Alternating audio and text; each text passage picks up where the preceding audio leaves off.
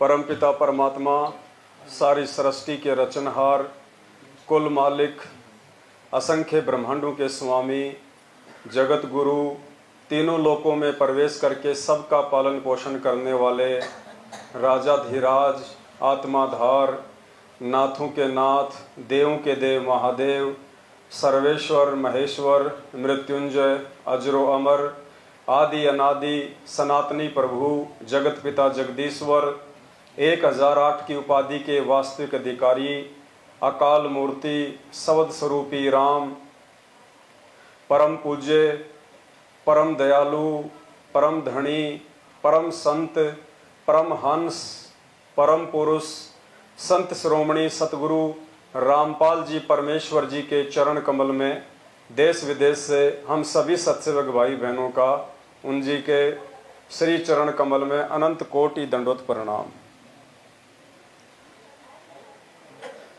आज उन्हीं के आशीर्वाद से उत्तर प्रदेश के शाहबाद में सात संगति रखी गई है। दूर दराज से बहुत सारी आत्माएं सात संगति में आई हुई हैं। ये परमेश्वर की आप और हम सभी आत्माओं के ऊपर इस कलयुग की बिचली पीढ़ी में ये विशेष मेहर है और इस मेहर के लिए हम परमपिता परमेश्वर सतगुरु रामपाल जी भगवान के सदा ऋणी रहेंगे। उसके बाद में परमात्मा ने एक और बनवाया है पैम्पलेट, क्योंकि आज सतगुरु रामपाल जी भगवान की जो संगत है 90% संगत को, 90% संगत को 28 वर्ष हो चुके हैं, दंडवत प्रणाम करने की सही विधि का ज्ञान नहीं है। 90% संगत दंडवत प्रणाम सही विधि से नहीं करती है, उनको पता ही नहीं है कि दंडवत प्रणाम कैसे किया जाता है। और जब तक हम परमेश्वर के बताए अनुसार अष्ट अंग से दंडवत प्रणाम नहीं करेंगे, 8 अंगों सहित दंडवत प्रणाम नहीं करेंगे, अष्टांग दंडवत प्रणाम नहीं करेंगे विधि से, तब तक परमात्मा हमारे को कैसे आधीनी देगा। क्योंकि दंडवत प्रणाम करने से आधीनी आती है, अहंकार दूर होता है। तो आज संगत में बात बात पे लड़ाई झगड़े, एक दूसरे की मार पिटाई तक कर देते हैं ये बड़े बड़े लोग, कोऑर्डिनेटर लोग, आपने तो देखे होंगे वीडियो। क्योंकि उनके अंदर आधीनी नहीं आई। भले उनको सारे नाम मिल गए, सार नाम तक मिल गया, सार शब्द भी उन्होंने ले लिया, लेकिन अभी तक उनके अंदर वो आधीनी नहीं आ पाई। क्यों नहीं आ पाई? क्योंकि उनको दंडवत प्रणाम करने की विधि का नहीं पता। अभी तक वो लोग दंडवत प्रणाम करना ही नहीं सीखे अपने पूज्य गुरुदेव को, उनके द्वारा बताई गई विधि अनुसार। तो दंडवत प्रणाम करने की सही विधि परमात्मा ने इस पैम्पलेट में बनवाई है। A4 साइज का पैम्पलेट है, लेमिनेशन किया हुआ है, सभी भाई बहनों को दे दिया जाएगा। और इस पे जो लिखा हुआ है दास आपको थोड़ा सा एक बार बोल के बता देता है, फिर दास आप सभी भगत भाई बहनों को दंडवत प्रणाम जो है करके भी दिखाएगा, ताकि हम सही विधि से परमेश्वर को दंडवत प्रणाम करें। क्योंकि ये हमारी 5 यज्ञ में से एक यज्ञ है, और यदि एक यज्ञ भी हमारी सही तरीके से नहीं होगी, अगर गाड़ी का एक पहिया भी पंचर हो गया तो गाड़ी सही तरीके से नहीं चल पाएगी। तो अब हमने कोई गफलत नहीं करनी है। अब हमने हर प्रकार से भक्ति मार्ग पे आंखें खोल के चलना है, देखा देखी में नहीं चलना है। हमने भगतों को प्रसन्न नहीं करना, हमने परमात्मा प्रसन्न करना है। अष्टांग दंडवत, 8 अंग सहित दंडवत प्रणाम करने की सही विधि। अब 8 अंग कौन कौन से हैं? जिन 8 अंगों को हमने जमीन पे स्पर्श करते हुए दंडवत प्रणाम करना है। अब 90% भगत भाई बहनों को नहीं पता कि शरीर के वो 8 अंग कौन से हैं जिनको दंडवत प्रणाम करते समय जमीन से स्पर्श करना होता है। अगर आप बेड पे दंडवत प्रणाम कर रहे हो तो बेड से स्पर्श होने चाहिए। अगर आप किसी गद्दे पे या चटाई पे कर रहे हो तो गद्दे और चटाई से वो शरीर के 8 अंग स्पर्श होने चाहिए, तब हमारा दंडवत प्रणाम परमेश्वर को स्वीकार्य होता है। तो 8 अंग परमात्मा ने बताया। हाथों के दोनों पंजे, ये जो हाथों के जो दोनों पंजे ना, ये वाले यूं, हाथों के दोनों पंजे, हाथों की दोनों कोनी, हाथों की दोनों जो है ना ये कोहनियां, ये भी जमीन से स्पर्श होनी चाहिए दंडवत प्रणाम करते समय। माथा, ये हमारा मस्तिष्क, माथा ये जमीन से स्पर्श होना चाहिए। नाक, नाक हमारा जमीन से स्पर्श होना चाहिए। पेट जमीन से स्पर्श होना चाहिए। पैरों के दोनों घुटने जमीन से स्पर्श होने चाहिए। पैरों के दोनों पंजे। और फिर परमात्मा ने बताया कि दाएं पैर के पंजे पे बाएं पैर का पंजा हल्का सा चढ़ाकर दंडवत प्रणाम करना है। और संगत में क्या करते हैं भाई बहन, पैर के ऊपर पैर रख देते हैं, उसको पहाड़ जैसा बना देते हैं। मालिक ने बताया पैर के ऊपर पैर नहीं रखना, पंजे के ऊपर हल्का सा पंजा रखना है, यूं हल्का सा। तो ये 8 अंग हो गए। इन 8 अंगों सहित हमने अपने पूज्य गुरुदेव भगवान को दंडवत प्रणाम करना है। और वो कैसे किया जाता है, उसकी क्या विधि है, परमात्मा ने बताया कि सबसे पहले दंडवत प्रणाम करते समय सबसे पहले आप अपने घुटने टेक के जमीन पे बैठिए। कैसे, दास आपको थोड़ी सी विधि जो है वो करके बताएगा, ताकि जो जो भाई बहन वीडियो देखेंगे सभी जान जाएं उस चीज को, और दंडवत प्रणाम करते समय हमसे कोई भी त्रुटि ना हो। तो पुण्यात्माओं, हमें परमात्मा ने बताया कि सबसे पहले जब हम अपने गुरुदेव को हम दंडवत प्रणाम करें, तो सबसे पहले तो हमने इस पोजीशन में हमारा जो दरबार साहिब है, जहां भी हमने अपने घर पे जो लगा रखा होता है, दरबार साहिब के सामने हमने इस प्रकार से बैठ जाना है, यूं हाथ जोड़ के परमात्मा को यूं। और उसके बाद में परमेश्वर ने बताया कि सबसे पहले आपको जो भी मंत्र प्राप्त है, प्रथम मंत्र, सतनाम, सारनाम, जो भी आपको मंत्र प्राप्त है, एक पूरा मंत्र जो प्रथम मंत्र का है, आप उसका जाप करो पहले बोल के या फिर अपने मन ही मन में, एक मंत्र केवल। और यदि आपको सतनाम प्राप्त है तो आपने सतनाम का जाप करना है। अगर आपको सारनाम प्राप्त है तो आपको सारनाम का जाप करना है। यानी जो भी आपको बड़ा मंत्र प्राप्त है, वो मंत्र आपने दंडवत प्रणाम करते समय 1 या 2 मंत्र आपने उसके जाप करने हैं। और वो मंत्र जाप करने के बाद में फिर आपने अपने पूज्य गुरुदेव जी के दर्शन करने हैं। अगर सामने यदि साक्षात है गुरुदेव आश्रम में या कहीं भी, तो हमने सबसे पहले अपने गुरुदेव के दर्शन करने हैं। यदि हम अपने घर पे दंडवत कर रहे हैं तो हमने अपने गुरुदेव की छवि के दर्शन करने हैं, हमने उनकी फोटो के दर्शन करने हैं, बिल्कुल आराम से यूं। और उसके बाद में फिर हमने ये शरीर के जो 8 जो हैं ये हमारे अंग, हाथों के दोनों पंजे, हाथों की दोनों कोहनी, माथा, नाक, छाती, पेट और ये पैरों के दोनों घुटने, और दाएं पैर के पंजे पे बाएं पैर का हल्का सा जो है वो पंजा। फिर हमने अपने गुरुदेव को दंडवत प्रणाम करना, सीधा लंबा लेट के डंडे की तरह। मालिक ने लिखा हुआ है, जैसे आपको दास अभी करके बताएगा।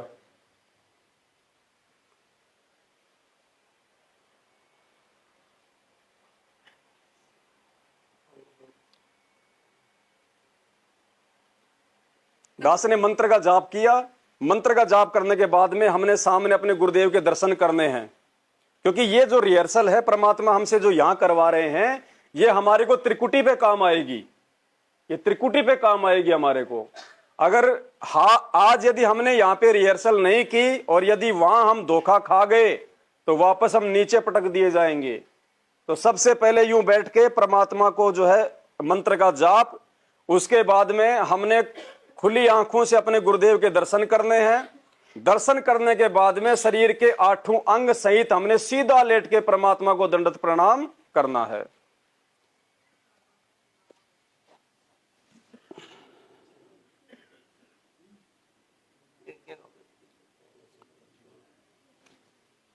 ये हमारे हाथों के दोनों ये पंजे हो गए, ये वाले, ये हमारी जो है ये कोहनी हो गई, और ये हमारा माथा हो गया, ये नाक हो गया, छाती हो गई, पेट हो गया, पैरों के दोनों जो है घुटने हो गए, और फिर ये दाएं पैर के पंजे पे, ये हमारा दायां पैर है, राइट वाला हमारा पैर है दायां, इसके ऊपर ये लेफ्ट वाला बायां वाला, इसका हल्का सा जो है ये पंजा यूं चढ़ा के,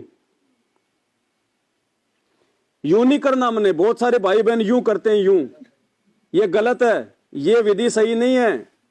परमात्मा ने लिखा हुआ और परमात्मा ने बोला हुआ है, केवल दाएं पैर के पंजे पे बाएं पैर का हल्का सा पंजा यूं रख के।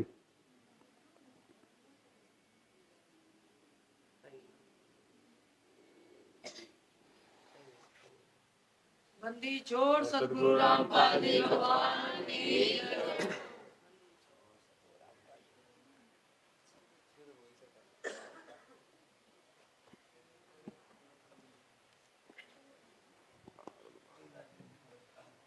और सबसे बड़ी बात, दंडवत प्रणाम तो हमने कर लिया परमात्मा को 8 अंग सहित, लेकिन दंडवत प्रणाम करते समय एक विशेष बात का और ध्यान रखना है। हमने किसी भी प्रकार की कोई डिमांड अपने गुरुदेव से दंडवत प्रणाम करते समय नहीं करनी है, सिवाय भक्ति और मोक्ष के। कोई भी सांसारिक वस्तु की इच्छा नहीं करनी, बेटा बेटी की, धन दौलत, मकान जायदाद, व्यापार, नौकरी, धंधा, कुछ नहीं। निष्काम भाव से। मालिक कहते हैं जब तक भक्ति सकामना, सकामना मतलब जब तक आपके मन में कोई कामना है, कोई इच्छा है, कोई डिमांड है, जब तक भक्ति सकामना तब लग निष्फल सेव। निष्फल यानी बेकार, सेव मानी आपकी पूजा भक्ति। अगर आप अपने मन में कोई इच्छा पाल के यदि परमात्मा की भक्ति कर रहे हैं, क्योंकि दंडवत प्रणाम भी तो परमात्मा की भक्ति का एक अंग है। अगर आप मन में कोई डिमांड या इच्छा लेके परमात्मा को दंडवत कर रहे हैं, आप उनकी भक्ति कर रहे हैं, तो परमेश्वर कहते हैं जब लग भक्ति सकामना तब लग निष्फल सेव। कहे कबीर वे क्यों मिले निष्कामी निज देव। निष्कामी वो परमात्मा इच्छा रहित भावना से मिलता है। मन में कोई इच्छा नहीं होनी चाहिए, हमारे कोई डिमांड नहीं होनी चाहिए। चाहे घर में खाने के दाने नहीं हैं तो भी आपने परमात्मा से ये डिमांड नहीं करनी कि परमात्मा शाम के आटे का जुगाड़ तो करवाई देना। इतनी इच्छा भी आपने अपने गुरुदेव भगवान से नहीं करनी है, नहीं मांगना है, क्योंकि पुण्यात्मा मांगा उससे जाता है जो अंतर्यामी ना हो, जिसको पता ना हो। हमारे गुरुदेव पूर्ण परमात्मा है और परमेश्वर कहते हैं चिटी पायल बाजे पैर, साहिब सुनता है सब लहर। अंतर्यामी एक तुम आत्म के आधार, जो तुम छोड़ो हाथ तो मोए कौन उतारे। ये अंतर्यामी परमात्मा है। और अंतर्यामी उसको कहते हैं जो हमारे मन में उठने वाली सोच को पहले ही जान ले। यानी हमें नहीं पता कि हम 1 साल बाद उस परमात्मा से हम क्या डिमांड करेंगे, हमारे मन में क्या इच्छा प्रकट होगी, वो परमात्मा उसको पहले से ही जान लेता है कि इसके मन में 1 साल बाद में क्या इच्छा उत्पन्न होगी, ये क्या डिमांड लेके आएगा मेरे सामने। उसको कहते हैं अंतर्यामी। जो हमारे असंख्य जन्म जो आज तक हो चुके हैं, करोड़ों अरबों खरबों, हर एक जन्म की जिसकी जानकारी में है, और आगे यदि हम पार नहीं हुए तो आगे हम कितने जन्म लेंगे, कौन कौन सी योनियों में जाएंगे, जिसकी खैर खबर उस परमात्मा को है, उसको कहते हैं अंतर्यामी। आदि से लेके अंत तक जिसको सारी जानकारी होती है उसको कहते हैं अंतर्यामी। तो अंतर्यामी भगवान से फिर डिमांड नहीं की जाती है। अंतर्यामी भगवान के द्वारा बताई गई विधि से भक्ति करनी होती है। और जब हम उनके अनुसार बताई गई भक्ति विधि से भक्ति करेंगे तो हमें मांगने की आवश्यकता ही नहीं पड़ेगी, क्योंकि परमात्मा कहते हैं सुमरण से सुख होत है, सुमरण से दुख जाए। कहे कबीर सुमरण करे वो साईं माए समाए। अरे जब हम किसी कंपनी में हमारे को जो नौकरी उन्होंने दे दी, जो काम उन्होंने दे दिया, जो जिम्मेदारी दे दी, अगर हम उस जिम्मेदारी को सही तरीके से निभाएंगे तो महीने वाले दिन ऑटोमेटिक हमारी तनख्वाह बन के आएगी। उनके आगे हाथ फैलाने की जरूरत नहीं है। वो वहां का नियम है, वहां का विधान है। उनके द्वारा दी गई जिम्मेदारी को आप सही प्रकार से निभाओगे तो आपकी हर महीने वो तनख्वाह देंगे ही देंगे आपको। तो इसी प्रकार हम इस परमेश्वर के द्वारा बताई गई भक्ति को, 5 यज्ञ को सही विधि से करेंगे तो हमने मांगने की आवश्यकता नहीं है। परमात्मा ने बताया कि 6 महीने का बच्चा होता है, उसको नहीं पता कि 2 महीने बाद में सर्दी का सीजन आ रहा है और तेरे को स्वेटर भी चाहिएगी, तेरे को जूते भी चाहिएंगे, उसको कुछ नहीं पता। लेकिन वो अपने माता पिता पे आश्रित होता है इसलिए माता पिता को पहले से उसकी चिंता होती है। 15 दिन पहले लाके अपने घर पे रख देंगे उसके जूते, स्वेटर, सब कुछ, सारा सामान। तो इसी प्रकार जब हम अपने गुरुदेव भगवान पे आश्रित हो जाएंगे, उनके अलावा हम और किसी को ना पूजेंगे, ना हम किसी को जानते, ना हम किसी को मानते, तो पुण्यात्माओं फिर परमात्मा हमसे कोई दूर थोड़ी है। परमात्मा हमारे पास में ही है। फिर वो तो अंतर्यामी है, घट घट का वासी है। वो तो जो हम आज से पहले जिसके बारे में हम ये सुना करते थे कि परमात्मा तो जो है वो कण कण में है, वो कण कण वाला परमात्मा यही है जो आज हमारे सामने प्रकट है, सतगुरु रामपाल जी भगवान के स्वरूप में प्रकट है। तो 8 अंगों सहित दंडोत प्रणाम करने की ये विधि परमपिता परमेश्वर जी के आशीर्वाद से इस कागज पे लिख दी गई है, लेमिनेशन करवा दिया गया है। हम सभी भाई बहनों ने भी इसी आधार से करनी है। ये हमारा यज्ञ है, ये प्रणाम यज्ञ है। और हमारे घर में जो बच्चे हैं, माता पिता हैं, उनको भी हमने समझाना है। सबसे हमने इसी प्रकार से दंडोत प्रणाम करवाना है। ये आप सभी भाई बहनों को साथ संगति के बाद में मिल जाएंगे, कोई चार्ज नहीं है, मुफ्त में मिलेंगे आपको। फिर इसके पीछे की साइड में चरणामृत पीने की सही विधि, क्योंकि चरणामृत पीने की विधि भी हमारे भगत भाई बहनों को नहीं पता है, 90% को नहीं पता अभी तक। कई भाई बहन तो चरणामृत को उस समय पीते हैं जब साल 6 महीने में उनके खांसी जुकाम होता है, जबकि ये रोज लेना हमारे को। अरे कहां मिलेगा ये चरणा अमृत? अरे समुद्र मंथन हुआ था, राक्षस और देवता लड़ मरे थे यहां के नकली अमृत के ऊपर, और ये पूर्ण परमात्मा हमें चरणामृत दे रहा है। पुण्यात्मा, इसका तो वारन पार नहीं है। और इसको भी लेने में हम लोग जो है वो कंजूसाई कर रहे हैं। अरे अगर ये पैसों में मिलता, 1 लाख 2 लाख रुपए का एक टपका मिलता, पहली बात तो इसका टपका तो 21 ब्रह्मांड में मतलब सुलभ ही नहीं है। आप कोई भी जब तब साधना कर लो, इस सतगुरु रामपाल जी भगवान की शरण में आए बिना ये अमृत अति दुर्लभ है, नहीं मिलता। ये ब्रह्मा विष्णु महेश भी रोते तड़पते हैं, काल भगवान भी रोता है सतगुरु रामपाल जी भगवान के चरणों के अमृत के लिए। और आप और हमारे को परमात्मा ने बोतलें भर भर के दे रखी है, फिर भी हमने उनको जो है वो सजा के रखा हुआ है। परमात्मा कहते हैं चरणामृत कदाचित पावे, 84 कटे लोक सिंधावे। चरणामृत हमने रोज पीना है परमात्मा का, रोज। जितना पिएंगे उतना ही हमारा अंतःकरण साफ होगा, हमारा मैल बाहर निकलेगा, हमारे विकारों से हमारे को मुक्ति मिलेगी।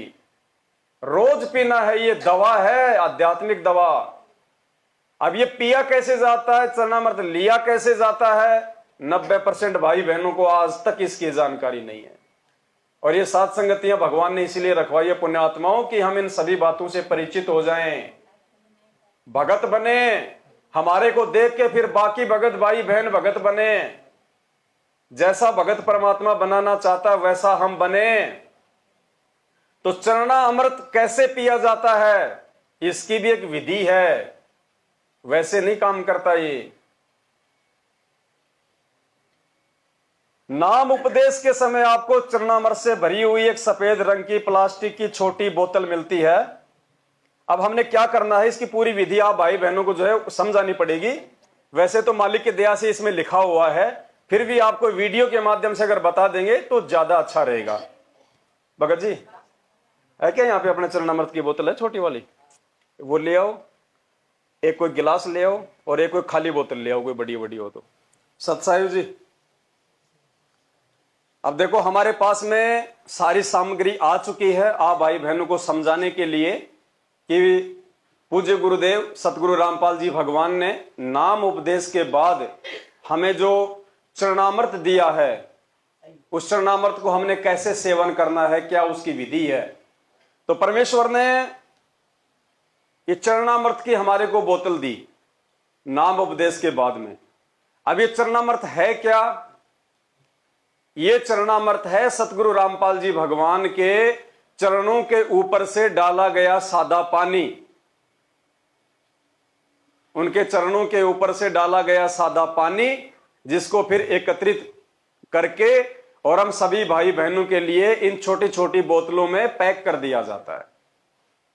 अब ये हमारे को दिया क्यों जाता है? इसके देने का रीजन क्या है? हमारे अंदर आधीनता लाने के लिए, हमारे अंदर विनम्रता लाने के लिए, हमारे अंदर सादापन लाने के लिए,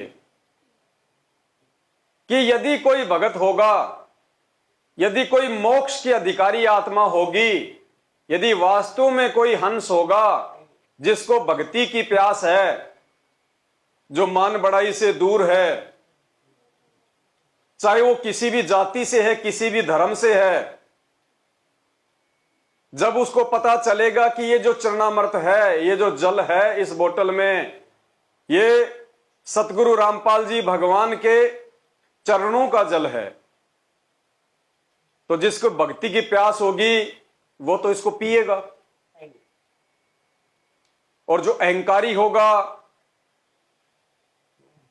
जो काल का जीव होगा, जो अपने आप को सांसारिक तौर पे कोई विशेष जाति और धर्म से संबंधित मानता होगा कि मैं तो ब्राह्मण हूं, मैं तो बनिया हूं, मैं तो यादव हूं, मैं तो श्री कृष्ण जी का वंशज हूं, मैं कैसे, संत रामपाल जी तो एक जाट है हरियाणा के, मैं कैसे एक जाट के चरणों का जल पीऊं, मैं तो जाति और कुल में और धर्म में उनसे श्रेष्ठ हूं। तो पुण्यात्माओं, वो आत्मा वो काल का है, वो काल का जीव है वो।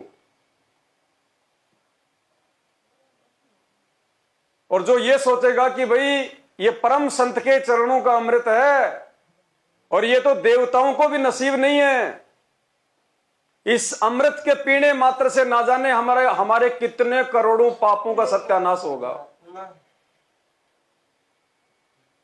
और ये सौभाग्य तो भाई कभी कभी मिलता है, जन्म जन्मांतरों बाद, युग युगांतरों बाद।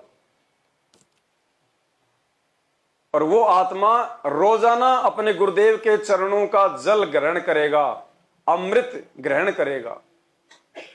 अब इसकी विधि क्या है? ये बोतल हम सभी भाई बहनों को मिलती है। घर पे लाके बहुत सारे भाई बहन इसको रख देते हैं, छेड़ते भी नहीं है, या कभी कभार याद आ गया तो क्या करेंगे, इसी का ढक्कन खोलेंगे और जैसे वो खांसी की दवा पीते हैं ऐसे पी लेंगे, या इसके ढक्कन में डाल के पी लेंगे, फिर वापस इसको बंद कर देंगे। ये विधि नहीं है। इसकी विधि परमात्मा ने बताई। जब हम इस बोतल को अपने घर पे लेके आते हैं तो हमने क्या करना है, एक सादा पानी की बोतल, जैसे मार्केट में मिलती है ना, जो पानी की बोतल मिलती है बिस्लरी वगैरह, आप चाहो तो मार्केट से वो खरीद के ले आओ, 15-20 रुपए की पानी की बोतल भरी हुई सादा जल, साफ पानी। आप चाहो तो ऐसा कोई भी 1 लीटर का, 2 लीटर का, 5 लीटर का कोई डब्बा, कोई बोतल, कोई थर्मस, आप अपने घर पे सादा पानी से भर लो। जो नल का पानी जो हम अपने घर पे जो प्रतिदिन यूज करते हैं पीने में और साग सब्जी बनाने में, 1 लीटर की, 2 लीटर की या 5 लीटर की आप एक बोतल सादा पानी की भर लो। और सादा पानी की बोतल भरने के बाद में हमें ये जो चरणामृत मिलता है, इसका एक ढक्कन या 5-10 बूंद, एक ढक्कन या 5-10 बूंद चरणा अमृत की इस 1 या 2 लीटर सादा पानी की भरी हुई बोतल में डाल लो। एक ढक्कन डाल लिया, उसके बाद इसको हमने वापस पैक करके और हमने इसको अपने दरबार में या किसी अलमारी में, मतलब सेफ जगह पे आप इसको वापस यूं की यूं रख दो। आप इसको ना छेड़ो अब, क्योंकि आपने ये 2 लीटर की सादा पानी की बोतल में एक ढक्कन उस चरणामृत का डाल के आपने पूरा का पूरा जो ये जल है, आपने इसको चरणामृत ही बना दिया। अब प्रतिदिन हमने क्या करना है, इसको आप चाहो तो अपने दरबार में रखो, चाहो तो किसी और जगह पे रखो। सुबह सबसे पहले जैसे ही हम उठें, सबसे पहले तो परमात्मा ने विधि बता दी, मंगलाचरण, उसके बाद में 8 वाणियां समर्थ साहिब रत्न उजागर वाली। उसके बाद में अगर आपने नित्य नियम करना है तो पहले आप अपना नित्य नियम कर लो। यदि आप नित्य नियम करने से पहले लेना चाहते हैं चरणामृत, तो आप चाहे उसको पहले ले लो, कोई दिक्कत नहीं है। लेना कैसे है, फिर आपने क्या करना है, ये गिलास लेना एक ऐसा, छोटा ले लो, बड़ा ले लो, जैसी आपकी इच्छा है।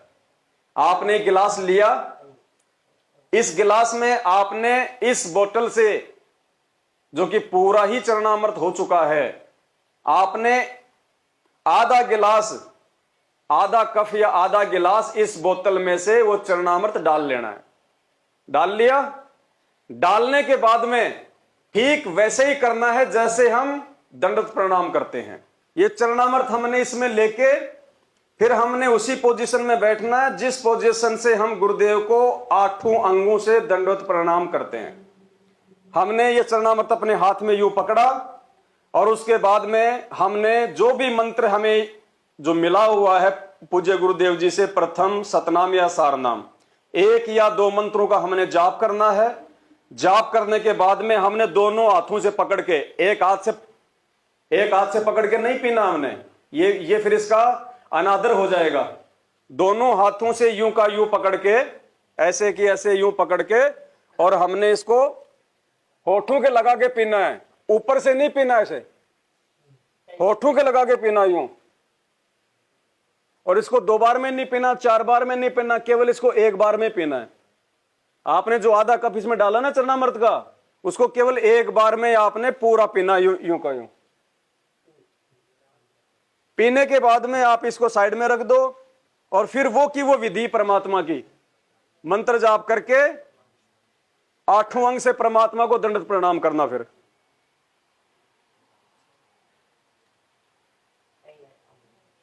मंत्र जाप करने के बाद में फिर अपने गुरुदेव की छवि के दर्शन करना, या गुरुदेव साक्षात हो तो अपने गुरुदेव के दर्शन करना। उसके बाद में 8 अंगों सहित हमने दंडवत प्रणाम करना है।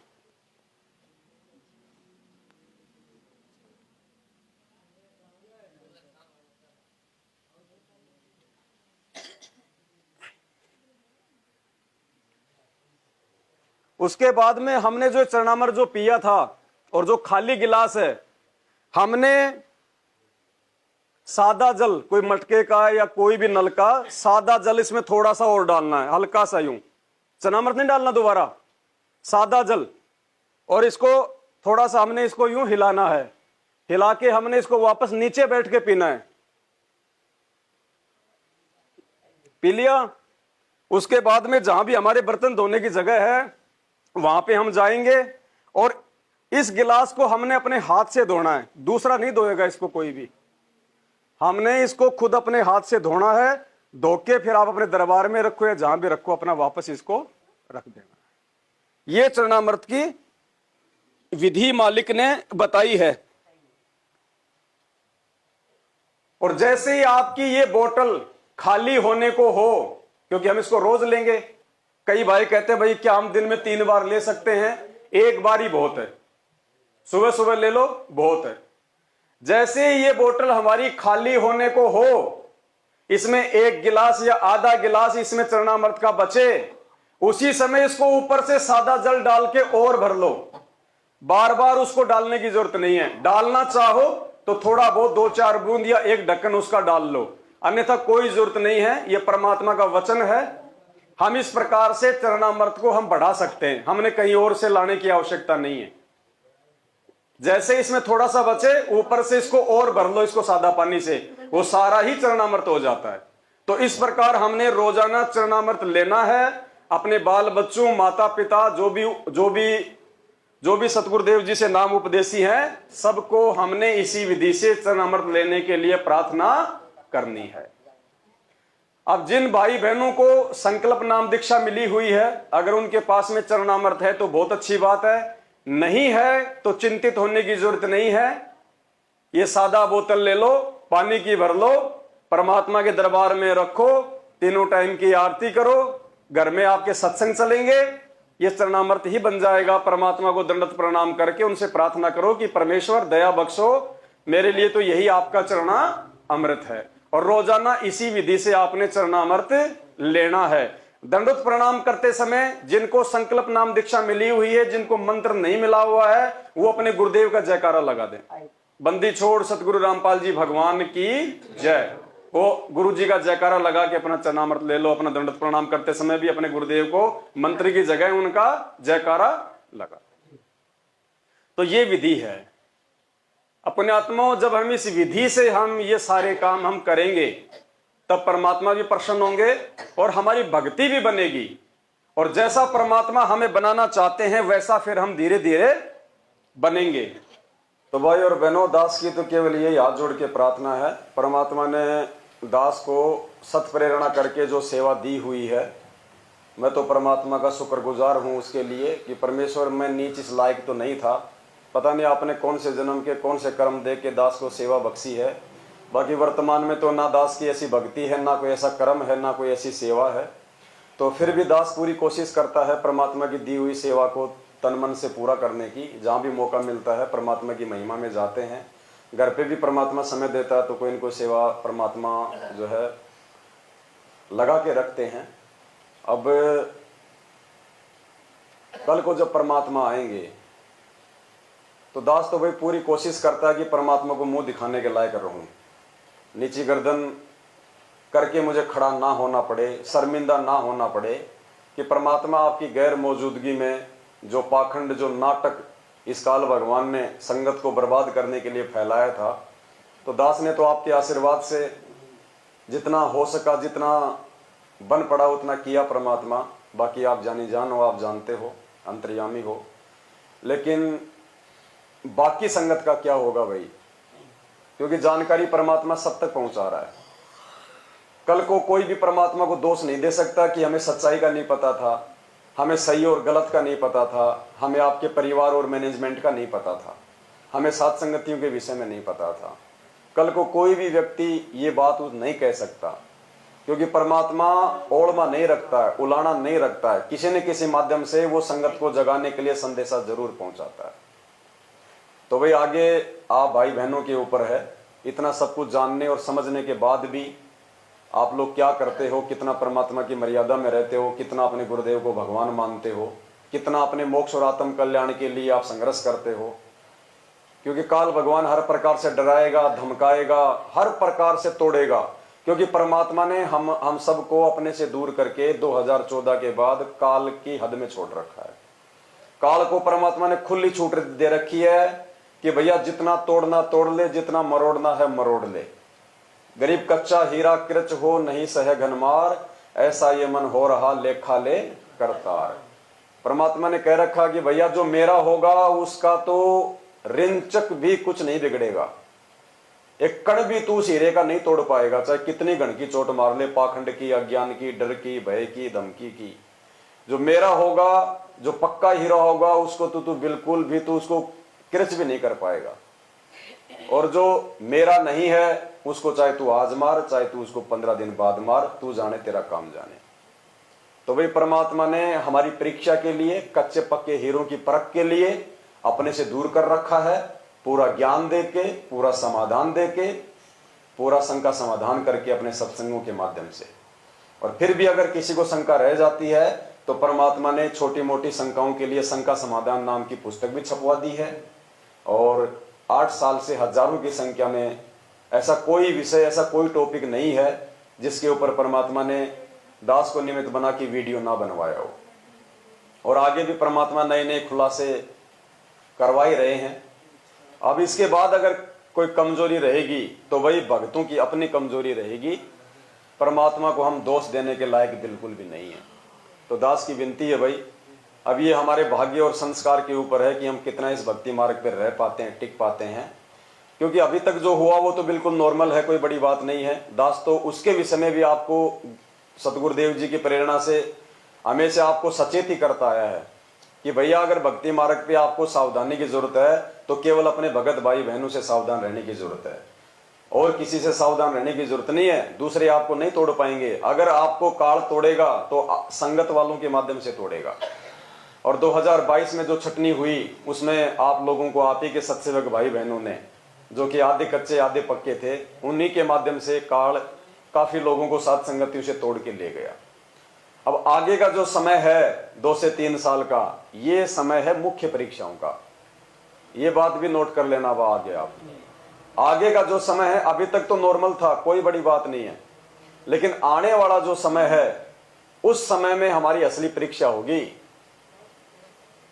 परमात्मा ने इसीलिए सात संगतियों के माध्यम से हमारे को इतने तैयार किया है, मर्यादाओं में रख के, कि आने वाला जो समय है वो प्राकृतिक आपदाओं का, प्राकृतिक उथल पुथल का, हमारे अंदर डर और भय पैदा करने का। अब हमारे को तोड़ने का काम संगत वाले नहीं करेंगे, क्योंकि जिनको तोड़ने का काम संगत वालों ने करना था वो तो टूट के वापस मैनेजमेंट की तरफ उसी गंद में चले गए।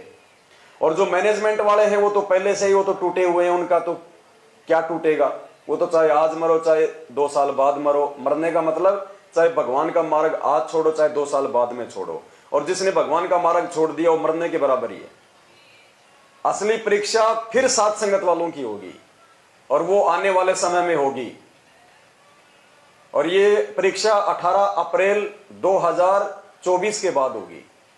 18 अप्रैल 2024 तक तो परमात्मा साथ संगत में और कई लोगों को जोड़ेगा, क्योंकि भविष्यवाणियां हो रखी हैं, दास ने आपको पहले भी सुनाई थी। 18 अप्रैल 2024 तक तो संगत और जुटेगी।